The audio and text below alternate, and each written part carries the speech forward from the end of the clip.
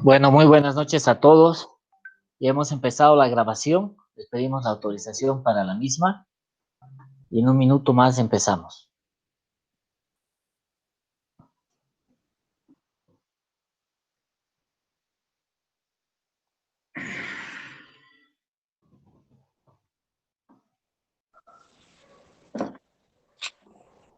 Mary, buenas noches. Buenas noches, Patrick. Buenas noches. Hola, Pepito. Hola, Mary, mucho gusto en verte. Hola, Mary, buenas noches. Buenas noches, ¿qué tal? ¿Cómo están? Buenas noches. Bien, Buenas noches, Mary. Gracias, señor Chicago. Buenas noches, Mary, ¿cómo está? Buenas noches con todos. Bien, gracias. Buenas noches Gaby, a todos. buenas noches.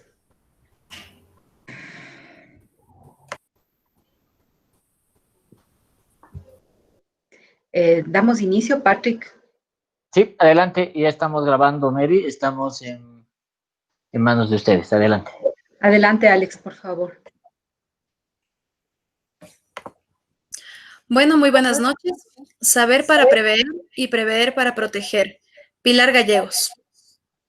Buenas noches, bienvenidos al webinar Educación para la Autoprotección. Antes de iniciar, quiero saludar y dar la bienvenida a quienes nos acompañan.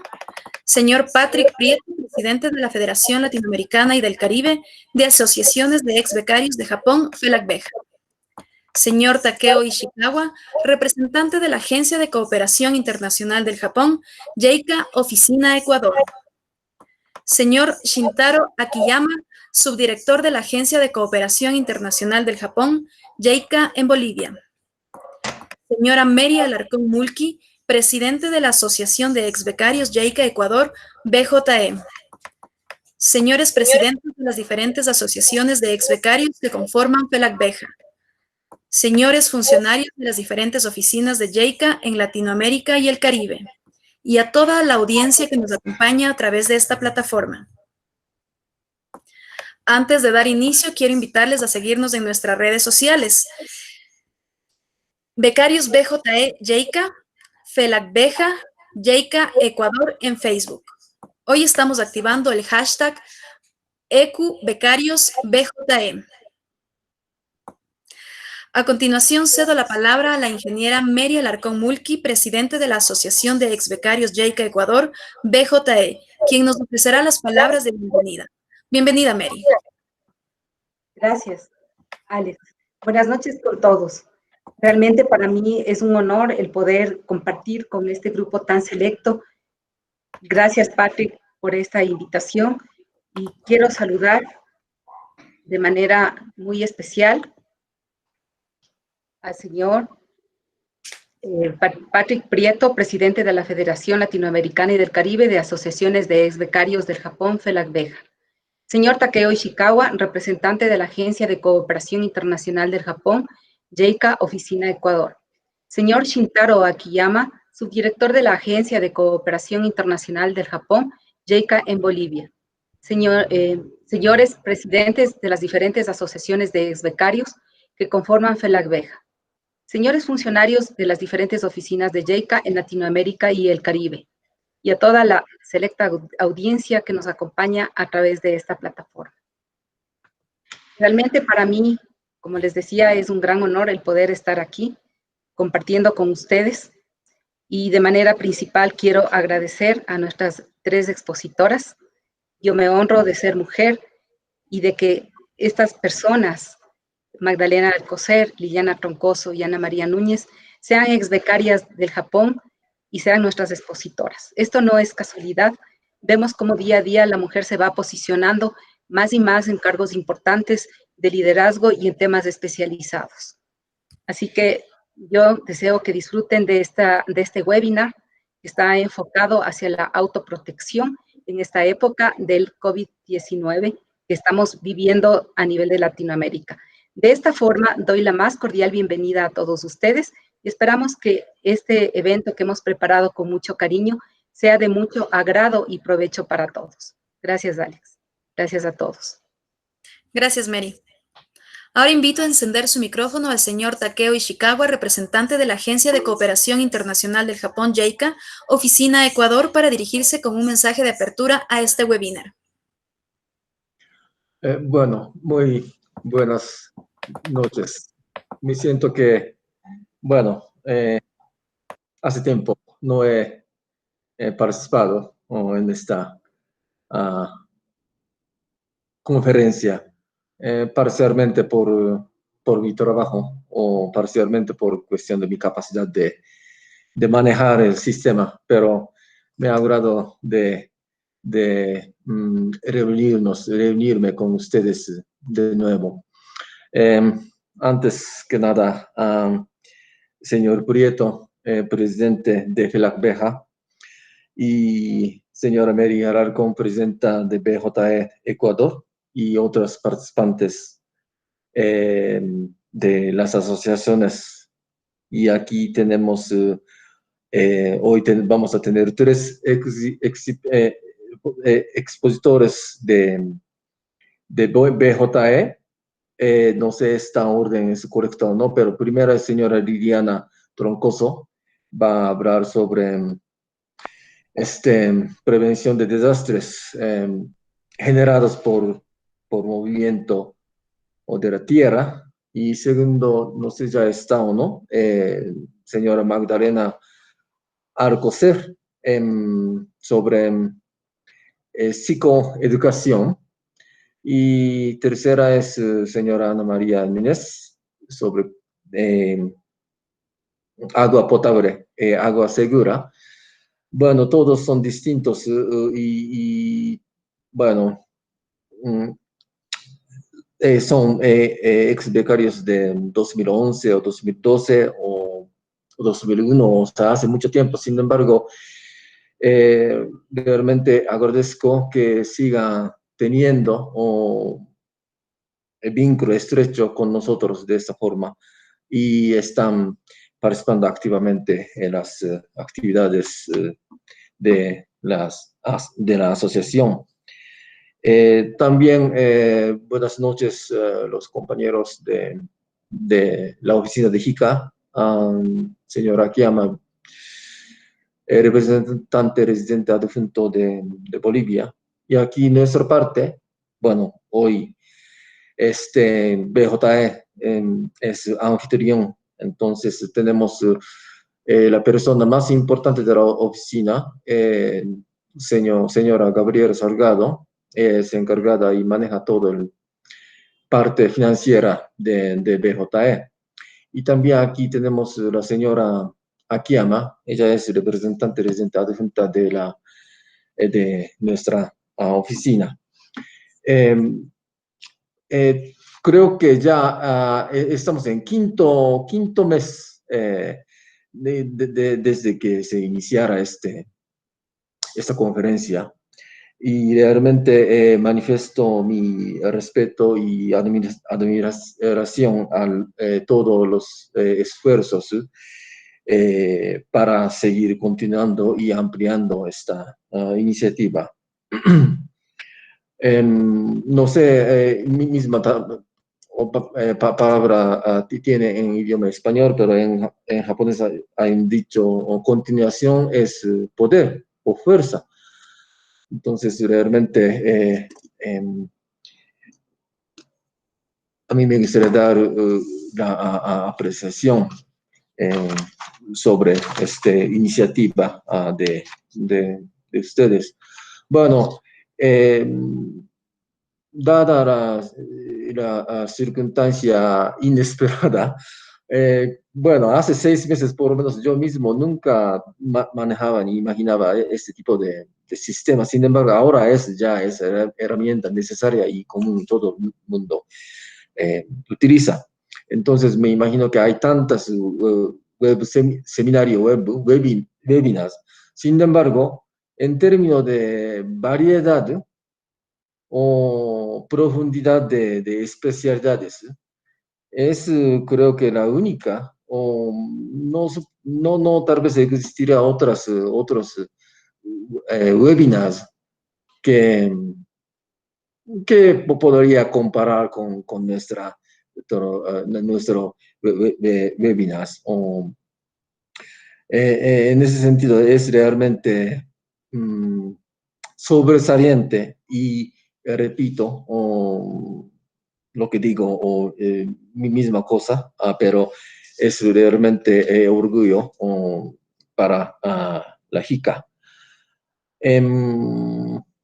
Hablando un poquito las actividades de JICA, tal vez ustedes están informados.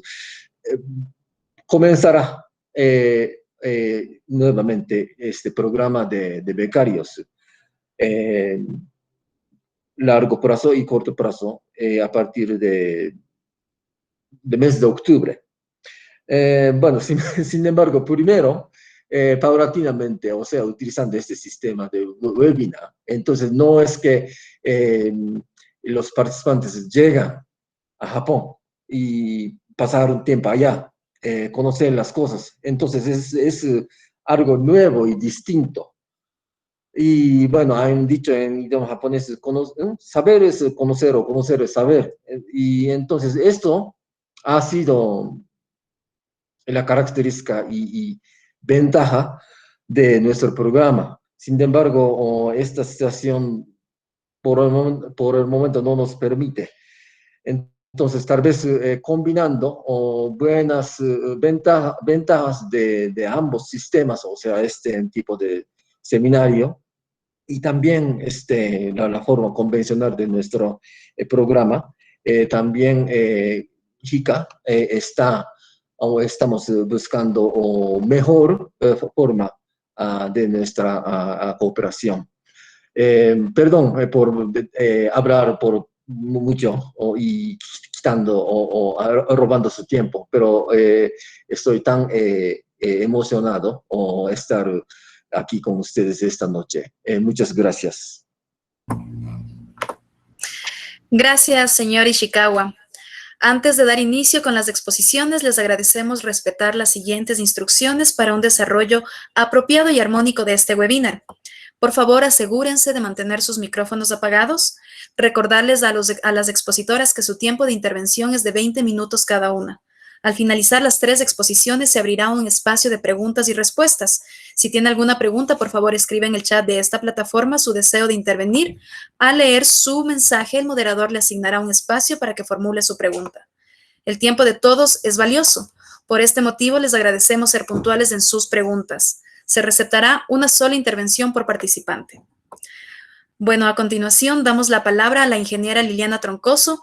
Ella es ingeniera geóloga de la Escuela Politécnica Nacional del Ecuador, máster en Ciencias de la Universidad Nice Sofia Antiópolis de Francia, diplomada en Tsunami en la Costa Pacífica de Sudamérica en Chile, diplomada internacional de especialización en Derechos Humanos, Gestión de Riesgos y Políticas Públicas de Prevención de Desastres en América Latina y el Caribe en Chile. 15 años de experiencia en monitoreo, vigilancia, divulgación científica e investigación en el Instituto Geofísico de la Escuela Politécnica Nacional. Actualmente se desempeña como docente de la Facultad de Ingeniería en Geología, Minas, Petróleo y Ambiental, FIGEMPA, de la Universidad Central del Ecuador. Es ex becaria de la Agencia de Cooperación Internacional de Japón, JICA, en entrenamiento de prevención de manejo de desastres volcánicos para América Latina del Sur en el 2011. Damos la bienvenida a Liliana, quien nos presentará el tema Geoeducación para prevenir desastres de origen geológico. Bienvenida. Buenas noches con todos. Gracias por la presentación y sobre todo por la iniciativa de tanto BJF, la Alveja y JICA. Me permito presentar mi pantalla para comenzar mi exposición. Por favor, si me confirman el momento que ya esté listo y se vea. Estamos viendo, Liliana. Ok, muy amable. Bueno, por favor, si me ayudan 5 minutos antes para saber el tiempo que tengo. Muy amables. Como yo les decía, voy a hablar de un tema que nació en realidad desde mi visita a Japón, y es la geoeducación para prevenir desastres de origen geológico. Vamos a partir con unos principios o conceptos base, ¿no? La Tierra es un ente dinámico en constante proceso de cambio. Construye, destruye y transforma. Y creo que ahora con esto del COVID nos ha quedado súper claro que los humanos tenemos que entender esta dinámica del funcionamiento de la Tierra, pero también de nuestra interacción con la Tierra.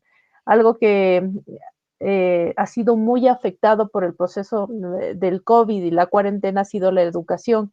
Y algo que se está repitiendo de manera constante es que sí, los humanos aprendemos, pero también tenemos que desaprender y reaprender. En esta dinámica nosotros constantemente debemos adaptarnos y debemos entender que no podemos quedarnos quietos. Adicionalmente, otro principio como una base para poder desarrollar mi presentación es que educar es un proceso que exige aprender y para compartir. Cuando uno entra el proceso de la docencia, tiene muy claro que aprender nunca se detiene. De manera permanente uno tiene que exigirse y estar compartiendo ese aprendizaje con los estudiantes. En realidad, cuando uno está frente a un grupo de alumnos, no está enseñando, está aprendiendo, porque exige que siempre estemos respondiendo a la curiosidad y esa curiosidad es realmente infinita. Considero que la educación es la base para decidir de manera correcta. Todos los humanos tenemos la gran oportunidad de cuando tenemos el conocimiento y cuando ingresamos a este maravilloso mundo de la educación, tenemos todas las oportunidades para mejorar las condiciones de vida. ¿Sí? Además, entendemos que democratizar el conocimiento permite que todos tengan la oportunidad de saber, es tener luz. El conocimiento no debe ser guardado y peor aún restringido para ciertos grupos o peor aún debe estar limitado para el conocimiento para las revistas de alto impacto. Lo que nosotros entendemos, lo que nosotros conocemos, lo que nosotros respondemos, inmediatamente debe ser transformado o debe tener todos los insumos necesarios para que se ponga a beneficio de la comunidad. Hay que entender también que las comunidades tienen conocimiento y tienen diferentes formas de presentar ese conocimiento. Muchas veces la información, los datos, la experiencia se va a ser transmitido a través de elementos de la cultura, como son, por ejemplo, la música, el baile, las fiestas, la gastronomía. Todo eso tiene un conocimiento que no nace en los libros, que no nace en la ciencia, pero sí nace de la experiencia del humano con su territorio. Además, la ciencia avanza y permite cada vez tener respuestas y soluciones y nos ha permitido aumentar nuestro tiempo de vida, nos ha permitido que cada vez tengamos mejores condiciones. Sin embargo, el frenazo que actualmente tuvo la humanidad nos permite entender que es necesario regresar a ver y no anular el saber ancestral. Muchas veces el saber ancestral basado en el mito, en la leyenda del respeto, es lo que nuevamente tenemos que sentarnos y analizar por qué llegamos a este punto. ¿Sí? Esas son como las bases teóricas que estoy planteando para poder desarrollar. Ahora vamos a las bases de la experiencia adquirida en Japón. Un viaje que yo realicé a Japón, que fue realizar visita a geoparques para entender cómo estos instrumentos eran generados para mitigar desastres. Aprendí que los volcanes, sí, para aprender de volcanes no hay mejor lugar que en los volcanes. Y sobre todo que hay que generar escuelas al aire libre. Si yo tengo un volcán, no puedo hablar en papel, no puedo hablar con una figura plana, sino aprovechar todos los recursos que tenemos en nuestro territorio para que los jóvenes y los niños, sobre todo, entiendan y comprendan la información que nosotros como científicos estamos adquiriendo. Pero sobre todo una palabra, humildad de entregar el conocimiento. Ustedes ven en esta fotografía la cabeza blanca. Esa cabeza blanca era de Okada Sensei, un vulcanólogo, un científico de renombre internacional, con investigaciones de alto impacto, pero que no tuvo ningún problema en ponerse al mismo nivel de los niños y explicar sobre la actividad del volcán en el centro de interpretación. Eso fue para mí un cambio fundamental de entender que el conocimiento debe estar al servicio de los que más necesitan. Otra cuestión relacionada con la geoeducación, un término que se fue construyendo, que ya existe, hay muchas personas en el mundo que ya lo manejan, sin embargo, al traerlo del aprendizaje, sí, entendí que la información no es el conocimiento, la información y los datos no son de exclusivo manejo de la ciencia y peor aún del investigador que está encerrado en un laboratorio, sino había mucho conocimiento que se lo estaba aprovechando en el geoparque y era a través de actores claves, ¿sí? Que en un momento determinado eran víctimas de las erupciones volcánicas, pero pasaron de víctimas a protagonistas de su territorio, porque toda esa experiencia y todo el conocimiento que habían adquirido le permitía recibir el nombre de maestro del volcán. ¿Qué quería decir esto? Que uno cuando llegaba a un geoparque, a este geoparque del volcán Toya Uso, recibía la información de primera mano, de aquel que había sufrido el proceso eruptivo y de aquel que había adquirido el conocimiento y también el soporte de los entes de investigación, de institutos de ciencia, que le permitieron a reforzar ese conocimiento y ponerle en beneficio de los visitantes del geoparque. Es decir, compartir su experiencia enriquecida y adicionalmente cumplir el rol que tiene como fundamento el geoparque, que es el desarrollo comunitario. Dar a estas personas que en un momento dado fueron víctimas de una erupción, medios de vida para mejorar su día a día. Y la última, en el Museo Conmemorativo de Kobe, ¿sí? Nosotros podemos encontrar memoriales, ¿sí? Memoria, experiencia y ciencia, pero lo más importante, una persona que estaba explicando cuestiones básicas en cuanto a la resonancia o cómo los edificios funcionaban frente a los sismos, pero esta persona no era un científico, era un voluntario de la comunidad, el cual había adquirido el conocimiento, en la cual había reforzado el conocimiento y adicionalmente tenía la experiencia del terremoto de Kobe de 1995. Este proceso o esta serie de informaciones, de experiencia, de sensibilización permite que el compartir de experiencias sea distinto, que no se llegue de una manera, de una conferencia magistral o de una persona que estudia el fenómeno, sino todo lo contrario, una persona que vivió el fenómeno, una persona que entendió el fenómeno y todo eso ha permitido que ahora ponga en beneficio de la comunidad, pero sobre todo promover el mantener la memoria viva. ¿Qué quiere decir esto? Aprender de los errores para no volverlos a repetir. ¿Ok? Cuando nosotros vemos un volcán tenemos que entender que tenemos distintas visiones. ¿Qué quiere decir?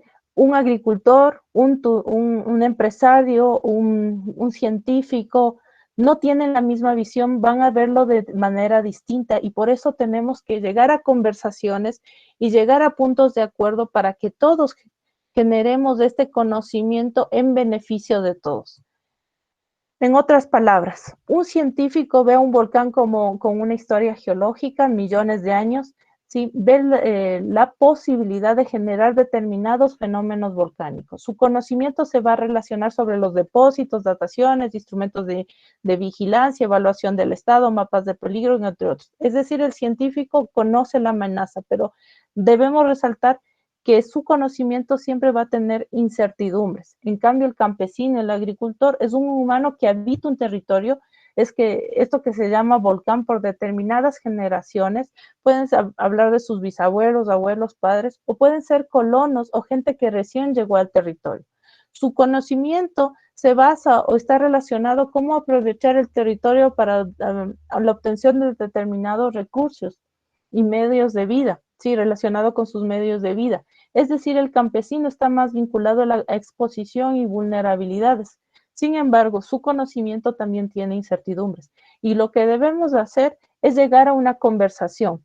Cuando propongo la geoeducación, es llegar a este tipo de conversaciones entre la ciencia, el saber ancestral, la cultura y muchos elementos para enriquecer el conocimiento y no encerrarle en el aula y peor aún en un documento científico de limitada distribución, ¿sí?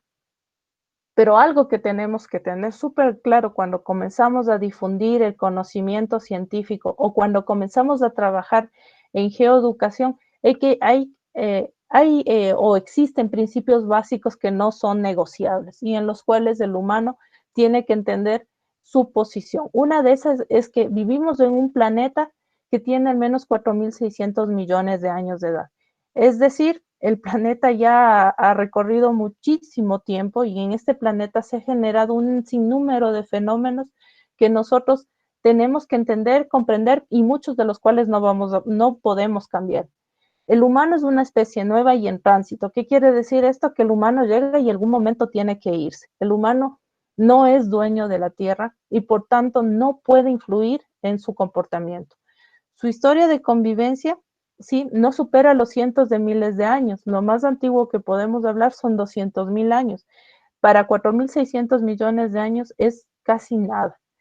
Todos los recursos que necesitamos para nuestro desarrollo y bienestar son de la tierra y por tanto debería ser obligatorio que nosotros cuidemos nuestro hogar.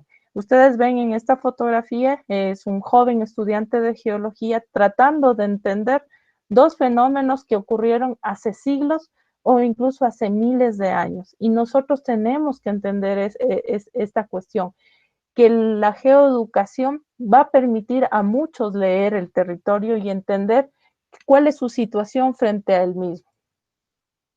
¿Sí? En resumidas, cuando hablamos de geoeducación, ¿sí? Hay un principio fundamental, que el humano con respecto a la tierra no significa nada. En una frase más larga, pero que es la que debería sentarse el humano, es que no somos nada para la tierra, no somos nada para la tierra y no nos necesita. Nosotros necesitamos a la tierra y nosotros somos los que estamos totalmente obligados a entender y comprender para saber cómo actuar y cómo convivir con este hogar. ¿Qué significa convivir? Es llegar a un equilibrio, llegar a estas conversaciones donde ya están ciertas cosas establecidas. Nosotros estamos aprovechando recursos que son resultado de una dinámica de millones de años, de cientos de miles de años, y donde nosotros hemos llegado y con nuestra capacidad y nuestra inteligencia hemos logrado saber cómo aprovechar estos recursos. Sin embargo, algún momento algo se rompió, algo no funcionó y creemos que podemos dominar los fenómenos o que incluso nosotros podemos decirle a la tierra o a la denominada naturaleza qué hacer. Y esto es un error, ¿sí? Incluso la frase que se utiliza de que el humano va a acabar con la tierra debería cambiarse totalmente y deberíamos hablar de el humano va a acabar con las condiciones de vida para nosotros en la tierra. La tierra no va a terminar, nosotros somos los que estamos cada vez perdiendo y creo que en este año ha quedado muy, muy claro que somos los vulnerables y que somos los que debemos de entender que existen reglas establecidas, ¿sí? Un segundo principio básico, el primero era que no somos nada, no representamos nada para la tierra, la tierra no necesita de nosotros. El segundo, en cambio, es que las leyes que se deben respetar. La dinámica del territorio tiene reglas establecidas para su funcionamiento. ¿Qué quiere decir? Que existe una zona de impacto de los flujos piroclásticos y tanto la planificación territorial, las acciones de prevención, las acciones de mitigación, el desarrollo debe entender esto, que nosotros podemos influir, pero no podemos llegar a decirle que no ocurra. Y estos territorios deben ser totalmente respetados. Creo que ciertas generaciones de humanos entendieron esto e incluso por tal razón clasificaron a los volcanes como dioses o como apus, como se les llama aquí, territorios que no debían ser violentados y peor aún, territorios que debían ser irrespetados. Ese tipo de cosas nuevamente deberíamos introducir en nuestro conocimiento para evitar desastres. Debemos respetar las zonas de inundación. El río tiene su funcionamiento en el cual se asocia el canal y la planicie de inundación. No es buena idea que el desarrollo incluya invadir estos territorios. Nosotros debemos entender que estas leyes establecidas podemos nosotros realizar ciertas variaciones, ciertas cuestiones que minimizarán por determinado periodo, pero siempre estaremos perdiendo frente a reglas establecidas hace millones, cientos de miles de años, ¿no? Zonas con fallas geológicas activas igual, nosotros no le podemos decir a la falla que no se mueva, algún momento se va a mover y lo que nosotros debemos de entender es que tenemos que generar el conocimiento, la ingeniería y la ciencia para que nuestras estructuras no fallen o no colapsen frente a este tipo de movimientos. Los procesos de intervención humana tienen límites y limitaciones. Y uno de los procesos que el Ecuador está aprendiendo es que hay ciertas cosas que no podemos frenar y que nos ponen en ciertos aprietos, como lo que está sucediendo actualmente en el río Coca, un proceso de erosión regresiva donde el río está buscando el equilibrio y los humanos están en una carrera contra el tiempo para poder frenar este proceso. Sin embargo, hasta ahora no hemos recibido buenas noticias sobre qué podemos hacer para frenar algo que es natural. En un tercer principio que debería basarse en la geoeducación es que el humano convive con el territorio y por lo tanto ya tiene una historia. Como les decía, tenemos 5 minutos, por favor. Gracias.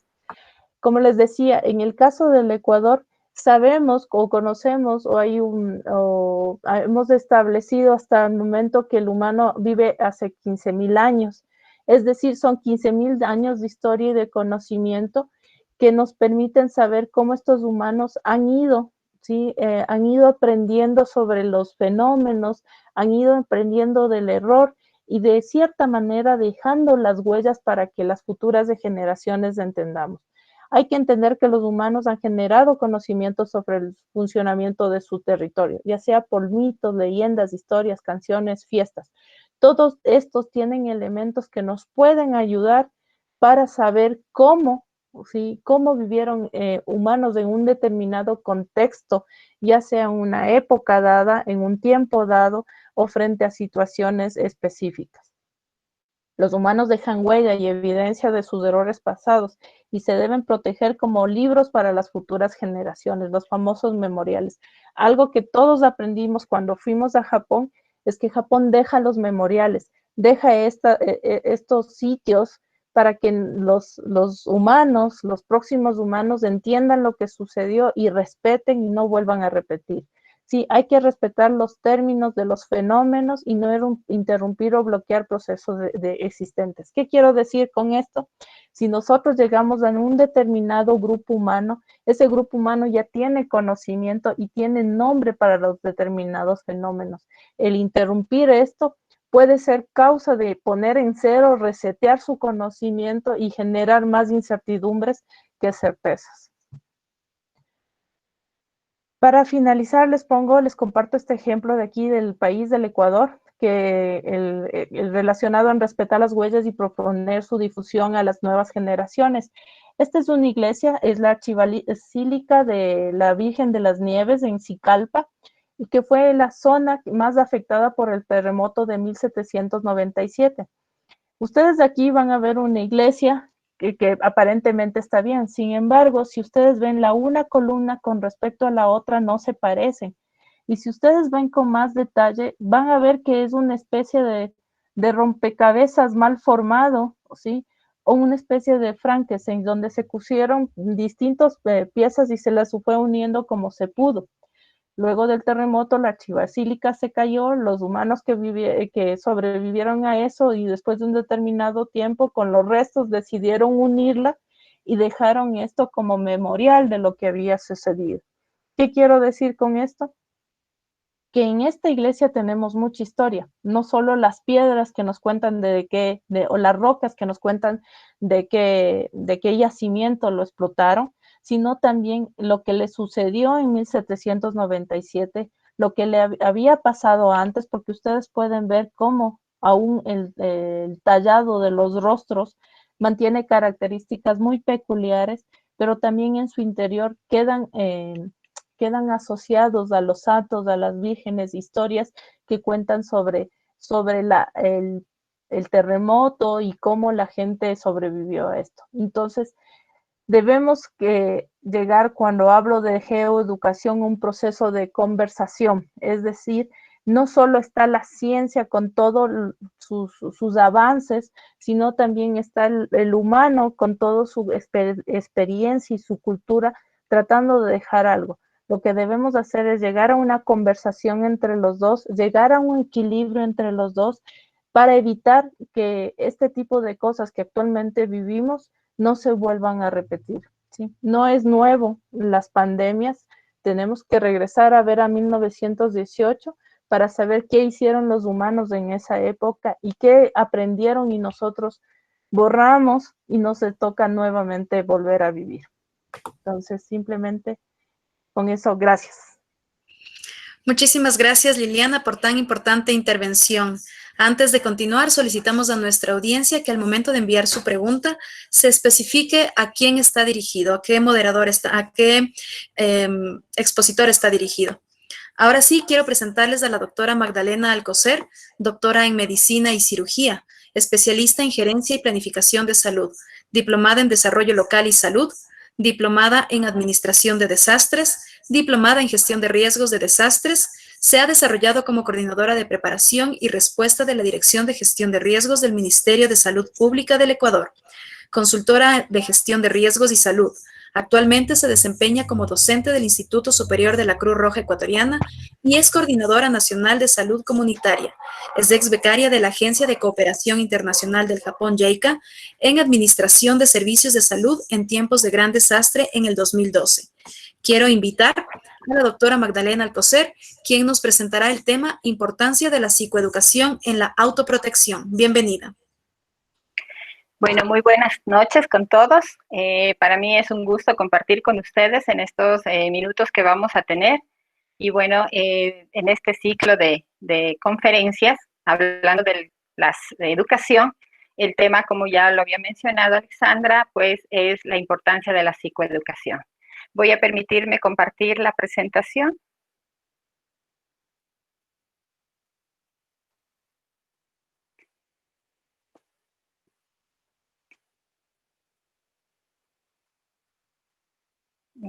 Perdón. Un poco de problemas técnicos, perdón. Voy a intentar nuevamente. No me permite compartir la pantalla. No sé si me dan permiso. Me dice que no tengo permiso.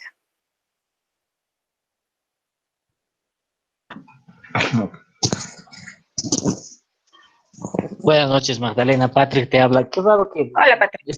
está todo autorizado. ¿Por qué no intentas de nuevo?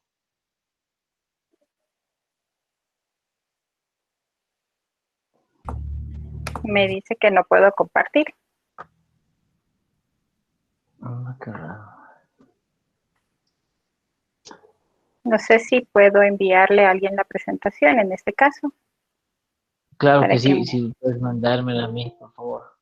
Claro, en este momento si me ayudas con tu correo. Perdón. Te lo mando al chat. Sí, por favor.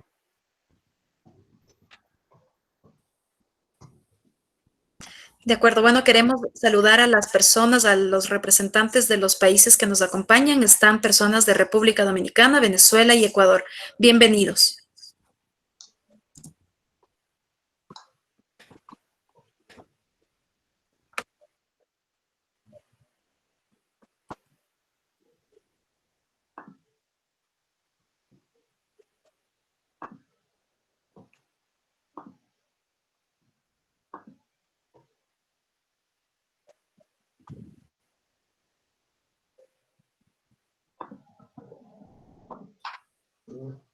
Mil disculpas.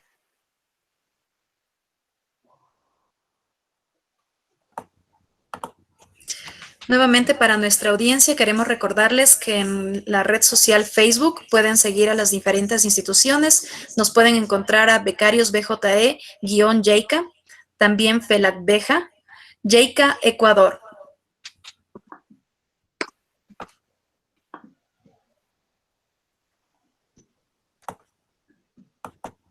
Ya lo envié, por favor.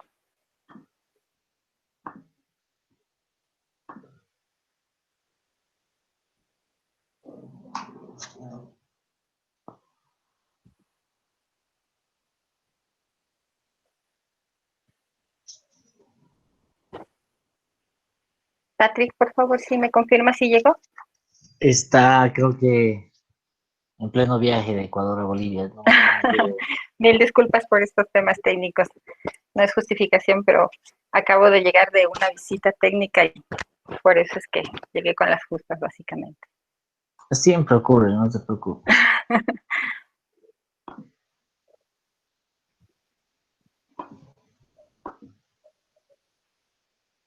No me llega, Magdalena. patrickprieto@felacbeja.org. Ahí enviaste, ¿verdad? Sí, sí, sí.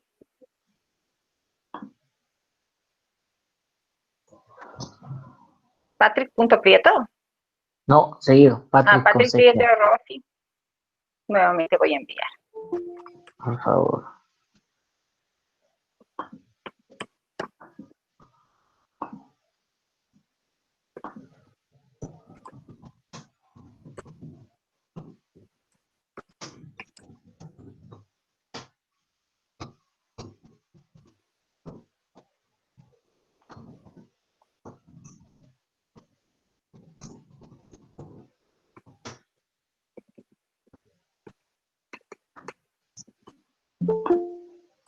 Con copia a patrickprieto@hotmail.com, por favor, Magdalena.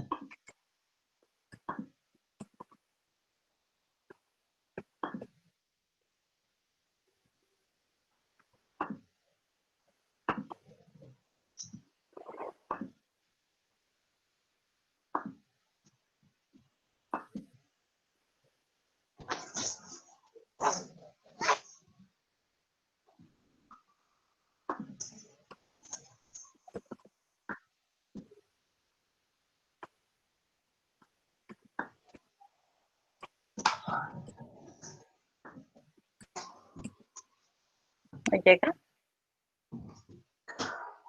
Creo que puse coma.org, Magdalena. Tal vez ahí esté el error. Es .org. Ok.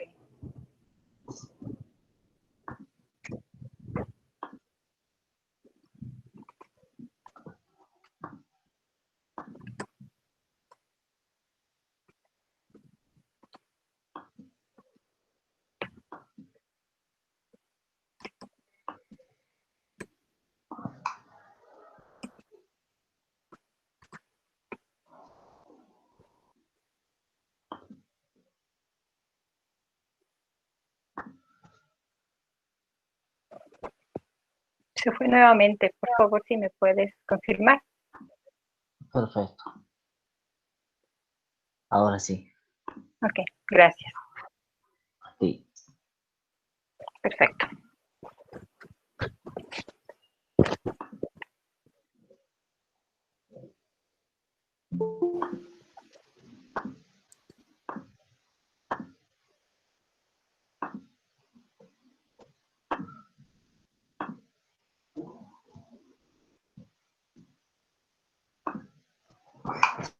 ¿Me confirma si lo pueden ver, por favor?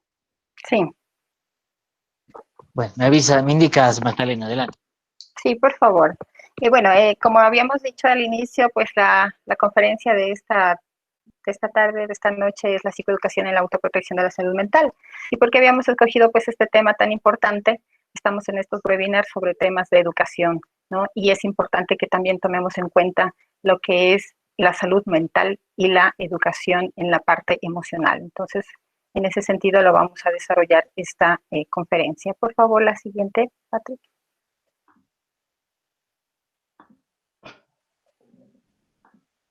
Por favor, la siguiente. Sí. Bueno, ¿qué es la psicoeducación, no? Podemos entender un poco qué es la educación La anterior, por favor.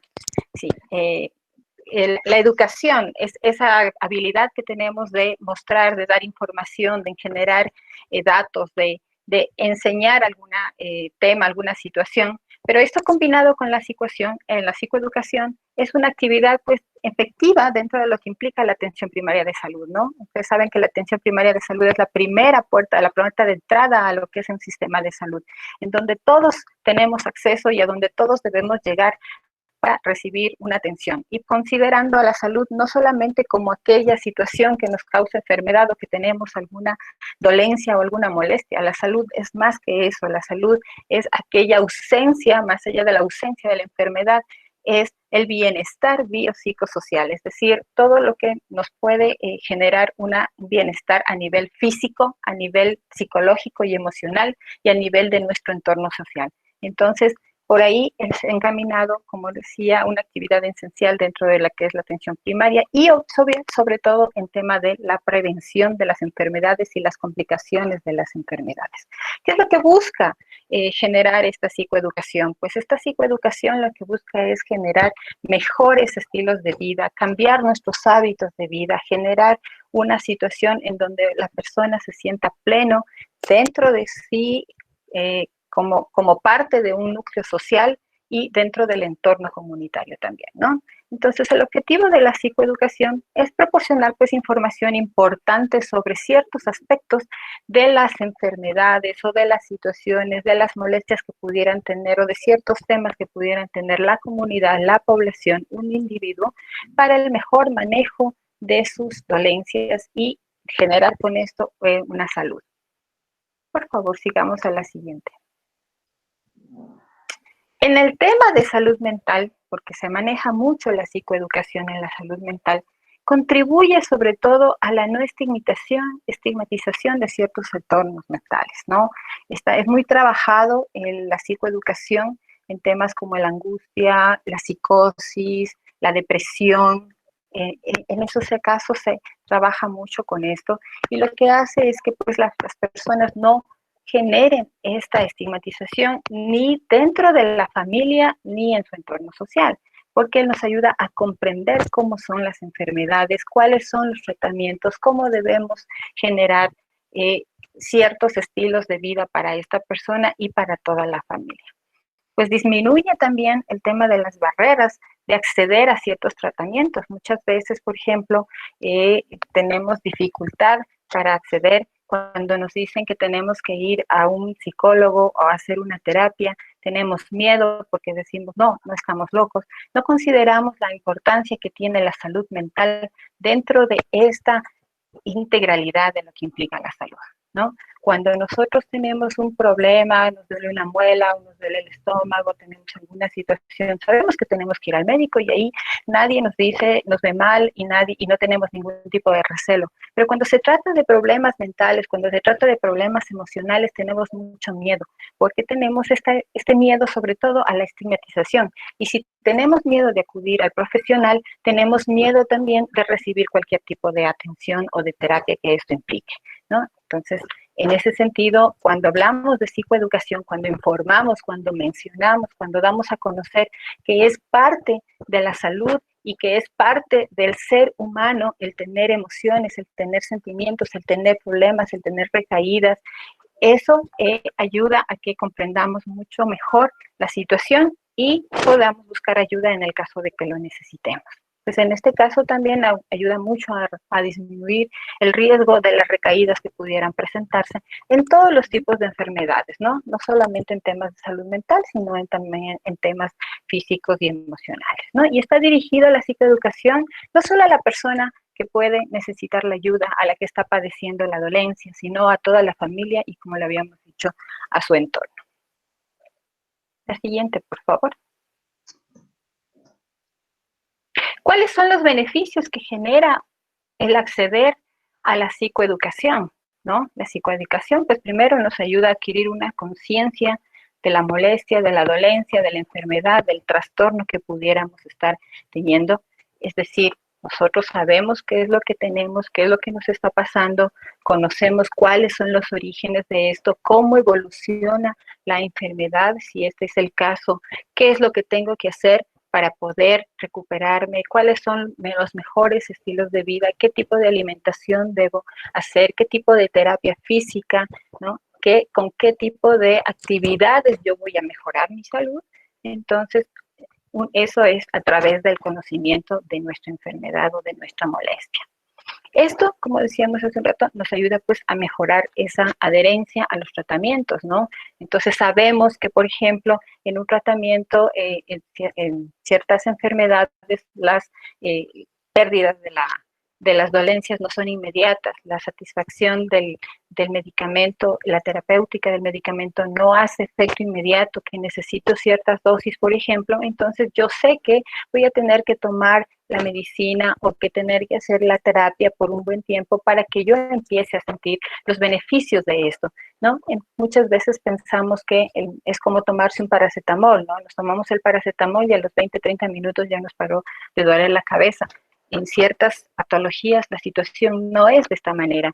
Entonces es bueno explicarle a los pacientes esta situación para que ellos comprendan y puedan mejorar su adherencia a los tratamientos. Pues también nos ayuda a detectar precozmente los síntomas prodrómicos que nos ayudan pues también de esta manera a intervenir tempranamente en la situación. Es decir, ¿qué son los pródromos? Los pródromos son esos síntomas que podemos sentir con ciertas patologías, como por ejemplo cuando tenemos una persona sufre de migrañas y empieza a ver pequeñas lucecitas, no sabe que ya va a desarrollar una crisis de migraña.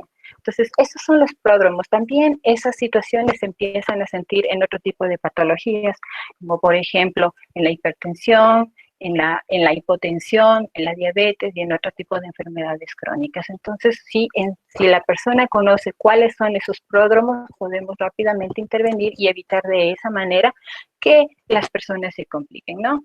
Mejorar nos ayuda también a practicar pues un estilo de vida saludable, a mejorar nuestros estilos de vida, a conocer cuándo tengo que hacer ejercicio, qué tiempo tengo que hacer ejercicio, qué tipo de alimentos debo o no debo consumir, qué tipo de actividades son buenas para mí, qué tipo de situaciones tengo que desarrollar en mi estilo de vida y de esa manera pues llegar a controlar mi situación, ¿no? Y obviamente controlar el estrés. El estrés se genera precisamente porque tenemos miedo, porque tenemos angustia a lo desconocido. Entonces, si nosotros conocemos qué es lo que estamos viviendo, vamos también a disminuir esas situaciones de estrés. La siguiente, por favor. Y bueno, la psicoeducación, ¿qué es lo que genera, no? Lo que quiere generar es eso, generar mejor estilo de vida, generar autonomía en los pacientes, generar una mejor autoestima, que el paciente y las personas nos sintamos motivados, que podamos tener un autocontrol de nuestra situación y de nuestras decisiones frente a la situación que estamos viviendo, que hay este compromiso y confianza, ¿no? Y todo esto se denomina como el proceso de cicatrización, así como cuando nos hacemos una herida, ¿no? Y hacemos todo el proceso, la asepsia, la antisepsia, limpiamos y tratamos de que esto no se contamine y de esa manera cicatrice pronto. También en la psicoeducación, en otro tipo de enfermedades, podemos llegar a cicatrizar nuestras dolencias que están por dentro de nuestro alma, en nuestro espíritu, en nuestros sentimientos y en nuestras emociones. La siguiente, por favor.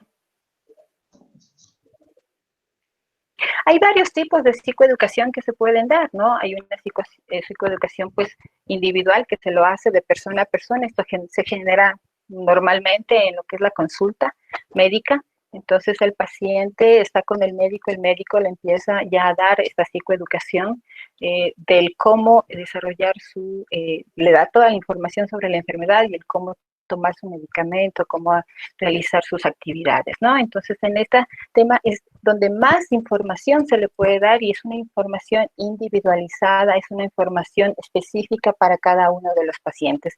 Y es la oportunidad que tiene, pues, el paciente o la persona para recibir ese tipo de información donde puede hacer todas las preguntas y tener una mejor retroalimentación. Pero también hay la psicoeducación colectiva. La siguiente, por favor. en donde aquí ya desarrollamos un programa psicoeducativo para pacientes que pueden tener una misma patología, un mismo problema, una misma situación. Y esto generalmente está diseñado pues para desarrollar competencias entre las personas. Y este es un espacio propicio para que las personas que tienen una misma situación puedan expresar, y mucho aprenden de las experiencias de entre ellos. Por eso se llama un trabajo entre pares, porque tienen una actividad muy parecida, una situación muy parecida, y empiezan a expresar sus experiencias. Esto también es conocido como los grupos de apoyo mutuo. Entonces, en este trabajo, cada uno presenta qué es lo que está viviendo, y en función de esas experiencias pueden retroalimentarse, y obviamente esto está facilitado o seguido a través de un profesional. La siguiente, por favor. ¿Cuáles son las características de la psicoeducación? Bueno, tiene también ciertas características, ¿no? Es un proceso, pues, de capacitación, se puede decir, porque lo que estamos dando es información, ¿no? Es bastante dinámico. La información, ¿no? Se puede hacer también a través de medios escritos, pero lo más práctico es que sea a través de una conversación, de un diálogo, ¿no? Que es progresivo, que a medida de lo que va llegando a las citas, a las consultas, a las terapias, va generando mayor información, y de esa manera genera un programa sistematizado. Y se hace énfasis sobre todo en lo que implica los aspectos psicológicos para alcanzar objetivos. Entonces, se le genera autoestima a la persona. El hecho de que tenga una patología, que tenga una enfermedad, no hace de que su autoestima, no debe hacer que su autoestima disminuya, sino generar aspectos de capacidades y habilidades que puede desarrollar en este periodo, ¿no? Trata o comprende actividades organizadas de sensibilización y de aprendizaje, ¿no? Y existe todo ese apoyo psicológico, profesional y social que debe haber en este trabajo, ¿no? En este caso, lo que se hace, pues, es reforzar las fortalezas, las habilidades y los recursos que cada una de las personas tenemos, es lo que se permite desarrollarlas a largo plazo. La siguiente, por favor. Y se basa en 4 pilares básicos, sobre todo, ¿no? Que es el saber conceptual, ¿no? Es los conceptos de qué es la enfermedad. Por ejemplo, voy a poner un ejemplo que es lo que ahorita estamos viviendo con el tema de la pandemia, del COVID, ¿no? Que se puede aplicar mucho psicoeducación. De hecho, se lo está haciendo psicoeducación porque ha generado una psicosis, ha generado una angustia generalizada a nivel mundial. En todas las familias se puede decir que el miedo, el desconocimiento de la enfermedad es una enfermedad nueva que no sabemos qué es lo que va a pasar. Entonces, ¿cómo que se trabaja esto? Entonces, se trabaja a través de lo que es el saber conceptual, es conocer, es aprender toda la información que nos llega, aprender a discernir y dar esa información que es importante y que es oficial y que es científicamente comprobada, dejando atrás todo el tema de los rumores, sino irnos a las fuentes que son oficiales, ¿no? Entonces, conocer la enfermedad, por ejemplo, qué es la enfermedad, cómo se transmite, qué tiempo de evolución tiene, cuáles son sus síntomas, para saber y estar atentos. Luego es saber, el saber hacer, es decir, los procedimientos. ¿Qué voy a hacer? En el caso de que una familiar, un conocido o yo mismo pudiera tener ciertos síntomas y ya conozco cuáles son, ¿qué es lo que voy a hacer? Entonces, ahí damos la explicación de qué es lo que tiene que hacer la persona en caso de que pudiera sospechar qué es lo que está pasando, ¿no? Entonces, todo el procedimiento, todo el flujo de la atención se les hace conocer para que no genere la angustia del que, y si yo siento esto, y si yo estoy con los síntomas, ¿qué voy a hacer?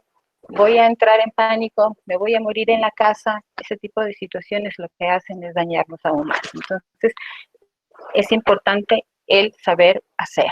Luego viene al saber ser.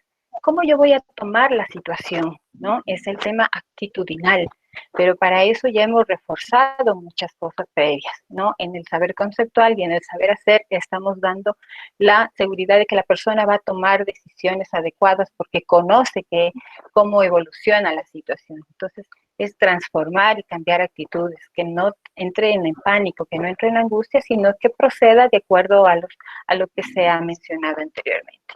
Y luego viene todo el tema del saber relacionar, el aprender a convivir con los otros.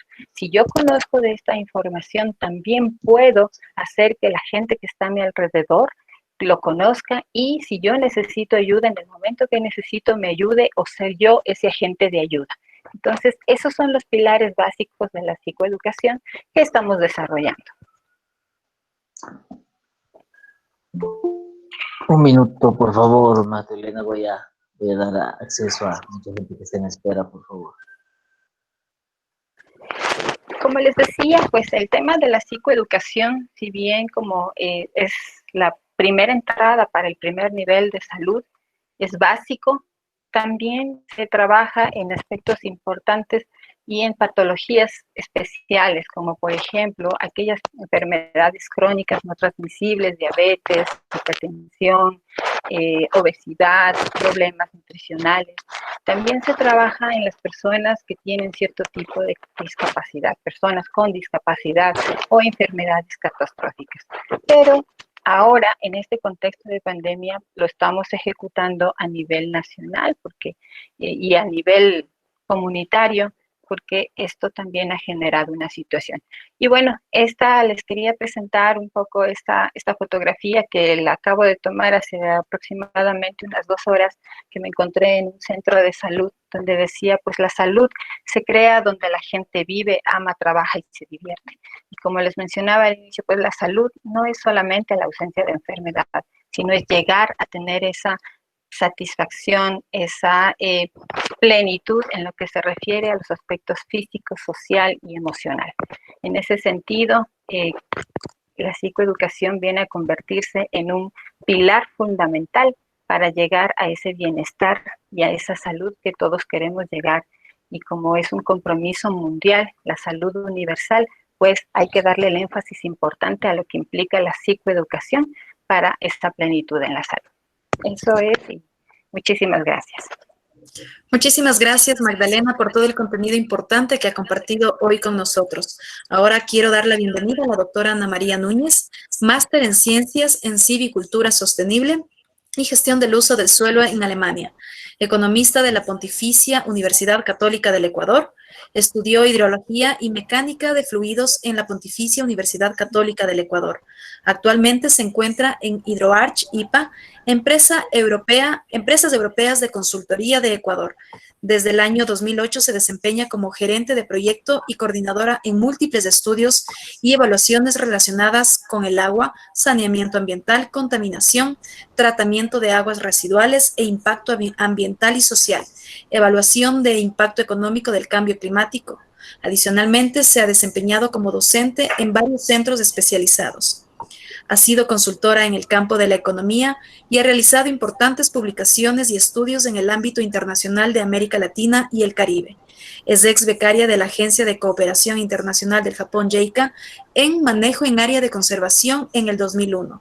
Cuenta con varios reconocimientos por logros de carácter científico. Quiero invitar a la doctora Ana María Núñez, quien nos presentará el tema Agua Segura mediante participación y capacitación comunitaria. Bienvenida, Ana María. Buenas noches a los representantes de JICA. Buenas noches, queridos compañeros, amigos de las demás asociaciones. Es muy grato estar aquí en contacto con ustedes y exponer la experiencia que he tenido en relación al trabajo que desempeño. Les voy a compartir en este momento la presentación. ¿Me confirman si pueden ver, por favor? Sí, Ana María. Ya, muchas gracias. El tema, como se mencionó, voy a presentar sobre agua segura mediante la participación y capacitación comunitaria. El derecho humano universal al agua potable segura. Este derecho está reconocido por la Asamblea General de las Naciones Unidas y el Consejo para los Derechos Humanos desde el año 2010. Para ejercer este derecho por todas las personas debe cumplir con 4 características fundamentales, que son la disponibilidad, es decir, que debe haber suficiencia del servicio y continuidad en el mismo, calidad, es decir, que no debe estar contaminada el agua para todos los usos domésticos y personales que se le va a dar, no debe tener ni contaminación biológica ni por químicos. También debe ser accesible, es decir, que debe tener, encontrarse en las cercanías de la vivienda y ser de fácil acceso. También asequibilidad, es decir, que su costo no debe ser alto, debe ser de acuerdo a los ingresos que percibe la persona. Esta provisión de agua segura también es parte de los objetivos del desarrollo sostenible, es concretamente el objetivo 6 de la Agenda del 2030, y se lo mide a través de los indicadores de agua, saneamiento e higiene. Es importante reconocer cuáles son los beneficios de la provisión de agua segura para la salud pública y el desarrollo socioeconómico. Primero es que una agua segura, es decir, que cumple las características mencionadas, permite la reducción de la incidencia de enfermedades como el cólera, tifoidea, esquistosomiasis, hepatitis, poliomielitis, mejora la calidad de los individuos y evita las pérdidas humanas. También la disminución de enfermedades diarreicas y gastrointestinales reducen la malnutrición, inflamación y enfermedades. Por lo tanto, evitan el retraso y falta de crecimiento de los niños, alto riesgo de obesidad en la edad adulta, permanente de bajo desempeño cognitivo y académico. Y también, si los niños ven afectados en edades prematuras por estas condiciones, o sea, toda su vida productiva se ve afectada, por lo tanto implican pérdidas de productividad no solo para ellos como personas, sino para la sociedad y la economía en general. Entonces, por otra parte, el agua segura también permite que las personas no estén expuestas a contaminación química. Por ejemplo, el arsénico es un metal pesado que causa enfermedades como cardiovasculares y cancerígenas. ¿Cuál es la condición de la provisión del agua y sus efectos en la salud humana actualmente, tanto en América Latina como en el Ecuador, que es donde más me he desempeñado en esta área? Y sería en América Latina, entre el 2000 al 2017, la cobertura de agua segura ha aumentado del 56 al 74%. También, sin embargo, en la región todavía las enfermedades diarreicas constituyen la 20ª causa de muerte y también 14 millones de personas están expuestas a la contaminación por arsénico al consumir agua. Entonces, en Ecuador también el nivel de cobertura de agua segura es de alrededor del 68% para el año 2019. El país también, al igual que el resto de países en América Latina, también presenta como la 27ª causa de muerte, a causa de las enfermedades diarreicas y gastrointestinales. Asimismo, también constituye la 4ª causa de morbilidad. Y en el país, en las zonas rurales, 500,000 personas están expuestas a ser contaminadas por arsénico, ¿no? Y por la ingesta y contaminación del agua. Tenemos, aquí podemos, en las zonas rurales es donde más se desarrolla la gestión comunitaria del agua. Aquí presento un mapa de Ecuador. Si ustedes ven las provincias que están marcadas con azul, y son las provincias donde existe mayor población urbana. Sin embargo, donde están los colores blancos o más claros, se puede ver que son las provincias donde existe menor población urbana y su población es rural. Es decir, que ahí la cobertura del servicio básico de agua alcanza el 83%, pero sin embargo de agua segura apenas el 51%. Generalmente en las zonas rurales el agua está gestionada por las comunidades, es decir, a través de juntas de agua, que llegan a un número de alrededor de 7,000 en el caso de Ecuador. La provisión de esta agua no cumple con la normativa nacional. Nosotros y casi todos los países tenemos normativas tanto para los diseños y la construcción, y en especial para la calidad del agua. Cada vez esta normativa es más estricta, ¿no? Porque el conocimiento avanza y estamos determinando cuáles son posibles causantes de enfermedades. Como mencionaba antes, el arsénico ocasiona enfermedades cancerígenas, cardiovasculares. Entonces, en el caso de Ecuador, vemos que por la presencia de los volcanes hay de forma natural el arsénico. Entonces, existe una exposición alta. En este sentido, nosotros vemos por aquí los sistemas, cómo se manejan. Vemos que las tuberías están expuestas, es decir, son muy vulnerables tanto a la actividades humanas. Cualquiera puede ponchar una de esas tuberías, contaminar el agua, ya sea animales, personas, o también puede estar sujeta de deslizamientos. Acá también en el segundo gráfico podemos ver que el agua está expuesta a la escorrentía, es decir, este tanque de aquí no guarda la protección necesaria para que prevenga la contaminación. Asimismo, vemos que estas instalaciones son vulnerables, es decir, deslizamientos, roturas, son fáciles. ¿Cuál es el principal problema de estos sistemas comunitarios? Es que no son sostenibles financieramente, ni para su operación y mantenimiento, peor para hacer inversiones de reposición y ampliación del sistema. Para hacer que estas intervenciones, o sea, que se realizan desde varias fuentes, ya sea desde el gobierno o del gobierno central o los gobiernos seccionales, y también de ONGs o a su vez a través de la empresa privada en sus programas de responsabilidad social, es necesario que las intervenciones que se realicen con la participación y la capacitación de la comunidad. ¿Por qué cuáles serían estas principales razones? La primera es que una mejor comprensión de las relaciones del agua, el saneamiento y la higiene con la salud promueven cambios permanentes en el comportamiento de las personas. Luego, la toma de decisiones en estos sistemas comunitarios es realizada por la directiva y la comunidad. Por lo tanto, la comprensión y el involucramiento de la comunidad crea bases profundas para la operación y el mantenimiento de inversiones necesarias. La falta de conocimiento del tema de los miembros de la comunidad les hace vulnerables a actos de corrupción por otros actores del sector, como son, por ejemplo, vendedores y funcionarios públicos. Por ejemplo, les venden, necesitan una bomba pequeña, les venden una bomba dimensionada 3 veces más, por lo tanto es más costosa. Y también los funcionarios públicos les demoran los trámites, no sacan a tiempo y cosas de ese tipo. Entonces, también permite una reducción de conflictos internos. ¿Por qué? Porque existe una información y mayor transparencia y mayor conocimiento del manejo de los sistemas. ¿Cómo se ha focalizado las intervenciones que se realizan generalmente aquí en la sierra? Es mediante una capacitación dirigida a los operadores del sistema de agua y un involucramiento de la comunidad. El caso de los operadores del sistema de agua, lo que se ha centrado es en dar a conocer las partes del sistema, es decir, tenemos la captación, tratamiento, la conducción, los equipos que se utilizan, las bombas de distribución y finalmente cómo se da el uso del agua en la zona de distribución. Nosotros aquí vemos, por ejemplo, una de las metodologías que hemos empleado es mediante los diagramas, ¿no?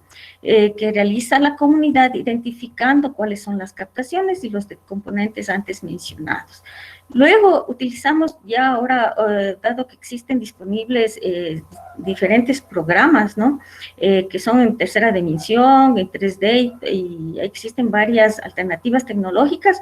Nosotros ya utilizamos tanto en sistemas de información geográfica u otros programas, ya podemos, o sea, proyectar en una sala y mostrar a la gente dónde están ubicadas las zonas naturales. Perdón. Entonces es más fácil que la gente se ubique. Entonces eso, por ejemplo, nos ha permitido determinar fuentes de contaminación del agua, donde podría ser más vulnerable las estructuras existentes de las conducciones, ¿no? En el caso de la participación comunitaria, lo que hemos hecho es dar a conocer la legislación, las normativas vigentes, para que sepan qué es lo que tienen que cumplir y por qué se hace todo eso, ¿no? Y la última instancia es mejorar la salud y luego la calidad de vida de las personas. Entonces, también damos a conocer cómo son compuestos los sistemas de agua, porque si conocen ellos cómo funciona, pueden tomar decisiones. Y luego, la calidad del agua es también para mejorar sus condiciones de salud al conocer la relación entre el agua segura y los diferentes tipos de provisiones de agua que existen y los efectos en la salud humana y las prácticas de higiene. Por ejemplo, lo básico es que haya una instalación para lavarse las manos, agua continua, permanente, y también que existan prácticas de higiene. Luego, ¿cuáles han sido los resultados de estas intervenciones? Nosotros vemos que los adultos mayores son las personas que son más reacios al cambio, porque, por ejemplo, es difícil ver que existe ahora una mayor población, mayores actividades económicas que contaminan o que causan más escasez del recurso, ¿no? Y también una degradación. Y como mencioné anteriormente, existe mayores conocimientos de la relación causa-efecto, por ejemplo, de los contaminantes químicos sobre la salud humana. También existen nuevas tecnologías. Nosotros ahora nos permiten identificar más la calidad del agua. Entonces, podemos identificar rápidamente si el agua está o no contaminada y podemos desglosar cuál sería, por ejemplo, en el caso del arsénico, tenemos dos tipos de arsénico, uno que se absorbe más rápidamente y es el mayor causante del cáncer, y otro que es menor nocivo para la salud, o que en un periodo de tiempo y bajo ciertas condiciones se degrada y ya no afecta a la salud. Y también la normativa, que es muy importante y su cumplimiento es costoso. Luego tenemos que también es importante es que nosotros debemos mejorar las técnicas y herramientas que utilizamos para estimular la participación y la comprensión de la comunidad. En eso, o sea, nos hacen falta muchas más herramientas, porque obviamente la gente son zonas rurales generalmente pobres, entonces ellos se ven su tiempo está destinado a ganarse la vida o destinado a otras actividades, al cuidado de sus hijos y demás otras actividades. Entonces, tenemos que optimizar ese tiempo para que poder llegar a ellos y nosotros también comprender cuál es su posición o lo que esperan de la asistencia que se les proporciona. Luego, tenemos también una limitante alta, es la falta de recursos financieros. Esto impide que se puedan realizar las efectivas y necesarias mejoras a los sistemas comunitarios de agua, y profundiza también en las personas, en los habitantes locales, el sentido de impotencia y abandono. Luego, aunque aquí en Ecuador es una competencia municipal el suministro de agua, el apoyo a los sistemas comunitarios es apenas puntual y no es permanente. Algo que cambió, o sea, esta modalidad que nosotros teníamos de manejar en las áreas comunitarias, la provisión de agua, fue la erupción del volcán Cotopaxi en el 2015. Aquí muestro una imagen donde se encuentra el volcán Cotopaxi. Esta es la información de divulgación de la defensa civil. Entonces muestra para una zona donde iba a ser afectada por los lagares del Cotopaxi. Entonces tenemos el nivel de río, cuáles serían las zonas altas de refugio, ¿no? Entonces esto cambió porque nos llevó a ver que los sistemas de agua que en ese momento teníamos eran vulnerables. Es decir, iban a ser afectados e iban a ser, en cierta forma, no iban a servir para distribuir el agua o lo que se acostumbraba a hacer. Si ya vemos que teníamos problemas anteriormente, ahora teníamos un problema más. O sea, en el 2015 fue bueno que solamente la afectación llegó a la zona aledaña del Cotopaxi, no así como se preveía que iban a ocurrir, o se prevé que en algún momento ocurrirá, que los lagares bajen y vayan varios kilómetros, ¿no? Afectando a muchas zonas urbanas. Ana María, tenemos 5 minutos, por favor. Ya, gracias. Entonces, ¿cuáles son los impactos de las erupciones volcánicas en los sistemas de agua? Tenemos pérdida, contaminación de fuentes, daños de infraestructura y equipos de los sistemas, cambios en el régimen hidrogeológico, contaminación de cuencas, aumento, disminución, costos de ingresos para aumento y disminución en el suministro de agua, aumento de la demanda de agua en zonas de seguridad, extinción de incendios, atención de lesionados enfermos, funcionamiento del sistema alcantarillado y reactivación de las actividades productivas son una de las principales impactos. ¿Cuáles son las medidas que nosotros intentamos tomar, dada la inminencia de la erupción volcánica? Era que, cierto punto, preventivas y algunas de respuesta, ¿no? Entonces, algo que se vio es diversificar las fuentes de agua. Se podía hacer en tiempo corto. Luego, ubicación de la infraestructura que iba a ser afectada, ¿no? Y también que iba a ser afectada, y ver ubicación de otra infraestructura, hacer construcciones inmediatas para que puedan resolver el suministro de agua. Y asimismo el funcionamiento, por ejemplo, en sitios donde iba a verse afectado, hacer, en vez de hacer pasos subfluviales, hacíamos pasos elevados, o sistemas redundantes, o contra flujos contrarios. Asimismo, lo que se prevé hacer de respuesta es sistemas de alerta temprana, planes de respuesta para el suministro de agua y otros planes de continuidad para la reparación del servicio. Sin embargo, ¿cuáles son las limitaciones que hubo para esta reducción del riesgo? Es que las medidas fueron parciales, ¿no?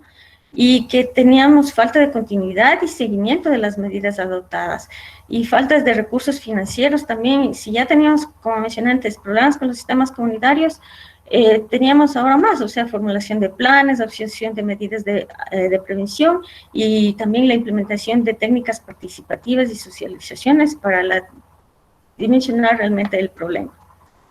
Entonces, les agradezco mucho su atención y esa ha sido mi intervención.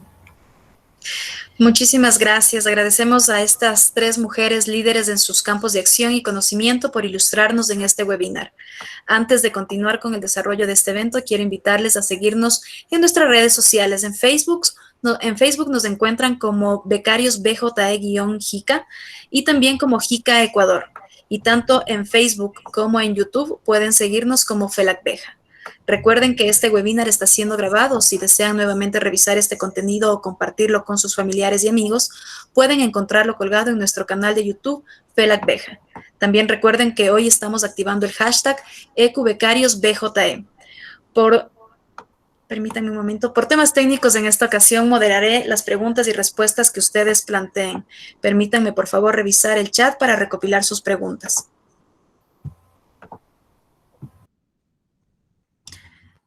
Hasta el momento no tenemos preguntas. No sé si alguien se anima para formular las preguntas. Recuerden poner el nombre a quien está dirigido. Sí, buenas noches. Hola. Buenas noches. ¿Puedo hacer una? Hola. Mira, soy Evelyn de Bolivia y tengo primero agradecer a Liliana, Magdalena y Ana María por sus brillantes exposiciones. Tengo 2 preguntas. Una dirigida a Magdalena. En relación a la psicoeducación, Magdalena nos habló sobre la atención primaria en salud. Allá en Ecuador, ¿cómo ustedes han implementado esta psicoeducación? ¿Tienen un personal especializado como psicóloga o una trabajadora social? ¿Cómo están haciendo ese sistema de implementación de la psicoeducación, principalmente en este momento de pandemia, para poder manejar estas emociones? Y otra pregunta tengo para... Permítanme, por favor, formulemos únicamente una pregunta para que Magdalena pueda responder y después formulamos la siguiente. Gracias. Magdalena, por favor.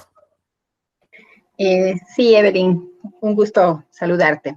Bueno, con respecto al tema de la psicoeducación, como había mencionado, pues lo ideal es que se haga en la consulta médica. Pero considerando este tema de pandemia, sabemos que, por ejemplo, actualmente las consultas médicas presenciales han bajado completamente. Las personas tienen un poco de temor en acceder a los servicios de salud por las circunstancias del riesgo que puede implicar el dirigirse al centro de salud y también por las restricciones de movilidad que existen. Entonces, hemos implementado a través de Cruz Roja Ecuatoriana, por ejemplo, la psicoeducación a través de una teleasistencia psicológica. Tenemos activados un grupo de profesionales psicólogos a los cuales se tiene acceso a través de un link y ellos se hace un triaje y se identifica si la persona lo que necesita es una psicoeducación, es decir, información sobre la enfermedad y las consecuencias y el tratamiento y los seguimientos que se podrían dar, o es ya una persona que ya está accediendo a una patología emocional o mental que necesita ya una terapia individualizada. Entonces, de esa manera se está haciendo. La psicoeducación, para darla, no se la hace de manera individual en estos casos, sino lo estamos haciendo en grupos. Entonces, generamos grupos de 5 a 10 personas y se genera un link específico para dar este trabajo. Y nos está yendo bastante bien. Y hemos generado pues que las personas como tienen acceso a información y muchas veces esa información está distorsionada, rumores, memes, tanto por redes sociales, lo que tratamos es de dar pautas y tips para limitar y que la gente se base solamente en información oficial. Cuando ya identificamos que una persona necesita un tratamiento específico, entonces ya se hace una atención individualizada. básicamente de esa manera se ha implementado en lo que respecta al trabajo que está haciendo como Cruz Roja Ecuatoriana. Gracias, Magdalena. Magdalena. Por favor, la siguiente pregunta y a quién está dirigida. Bien, gracias. La siguiente pregunta, no sé si es una pregunta o no sé. Ana María, veo que se está profundizando mucho con esto del agua potable, el saneamiento y la higiene. Es muy importante en este sentido porque una de las determinantes sociales de la salud es tener agua potable. Y en muchos países no todos los ciudadanos tienen acceso a esta agua potable. Más bien felicitar ese proyecto y que tal vez se siga trabajando mucho más y tal vez podamos nosotros en cada uno de nuestros países tomar aquellas acciones. Gracias. Muchas gracias. Muchísimas gracias. Quizás alguna persona de la audiencia que quiera sumarse a las preguntas y respuestas.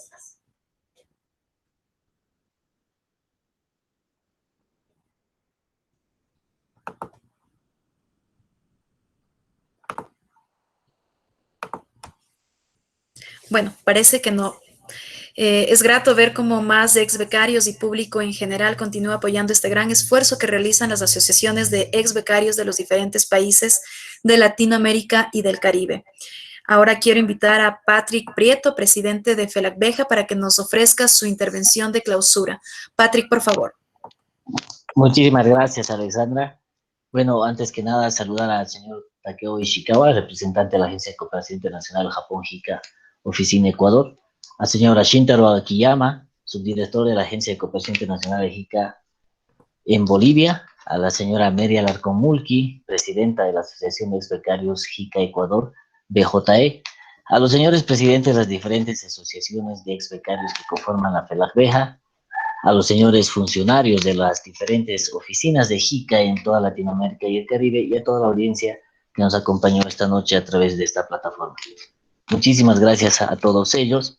Bueno, comentarles un poco, o además agradecer también a las tres expositoras, a Liliana, Magdalena y Ana María, por tan magistral intervención de las tres profesionales que hoy nos pudieron brindar esta magnífica conferencia. Y bueno, comentarles que estas charlas tienen ese sentido, como bien marcaba el señor Akiyama, de hacer un traspaso el señor Ishikawa, de hacer ese traspaso de conocimientos en busca de esta gestión constante de todo lo que nosotros hemos adquirido en Japón, ¿no?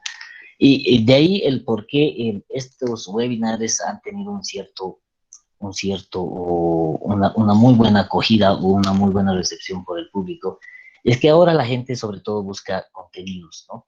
Y en ese sentido, al ser la FELACBEJA una gran cantera de profesionales, los cuales cumplen con este compromiso que uno lo adquiere cuando recibe la beca de poder replicar y traspasar lo aprendido en Japón, es que podemos brindar esta opción de webinars, los cuales resultan ser bastante atractivos, ¿no? En este sentido, ya existen varias alianzas estratégicas con instituciones gubernamentales, académicas y actores de la sociedad en sí, donde además existen muchos becarios que están inmersos, ¿no? Por ejemplo, el caso del Perú, donde tenemos 3 ministros de Estado que son ex becarios. Entonces, creo que vamos por muy buen camino y, bueno, siempre en esa búsqueda de la unión, de la hermandad entre los pueblos latinoamericanos y, bueno, tratando siempre de brindar ese conocimiento, como marcaba Liliana, de compartir conocimientos al servicio de los que necesitan, ¿no? Y, bueno, a todos, muchísimas gracias una vez más. Invitarles a la siguiente conferencia, que es el próximo miércoles, a cargo de APBEJA del Perú, quienes estarán también con un tema de COVID bastante interesante, el cual seguramente vamos a estar siguiendo también todos los presentes ahora. Y bueno, invitarles también a que nos sigan, como bien decía Alexandra, que nos sigan en nuestras redes, en Facebook, en YouTube, y a las personas que gusten tener esta conferencia, otras conferencias anteriores compartidas a través del Drive, envíenos por favor su email para poder ser compartido. A todos, muchísimas gracias, Alexandra. Muchísimas gracias a todos. Nuevamente queremos reiterar el agradecimiento a todos los presentes que nos acompañan desde República Dominicana, Venezuela, Ecuador, Perú y Bolivia. Les invitamos a permanecer informados de las siguientes charlas a través de nuestras redes sociales. Gracias a todos, les deseamos una feliz noche. Muchas gracias. Y aquí el Ecuador, gracias. Voy a activar la cámara para despedirnos, muchas gracias. Y estoy con la camiseta de la selección de Ecuador.